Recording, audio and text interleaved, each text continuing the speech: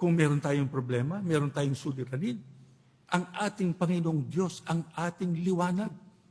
Yan ang gagawin niya sa atin. Sino may ayaw niyan, mga kapatid? Kayo araw-araw nakakasagupa ng pagsubok. Nakakasagupa ng mga suliraning mabibigat. Nagkakaroon ng problema sa inyong sambahayan. Nagkakaroon ng karamdaman. Nagkakaroon ng suliranin sa inyong hanap buhay.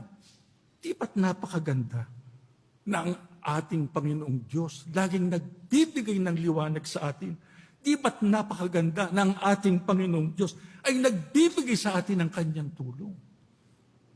Pagka ginawa natin yan, ang ating Panginoong Diyos ang ating pinahalagahan, hindi natin pinabayaan ang ating mga sagutin sa Kanya. Siya ang magbibigay ng liwanag sa ating buhay. Hindi niya tayo pababayaan.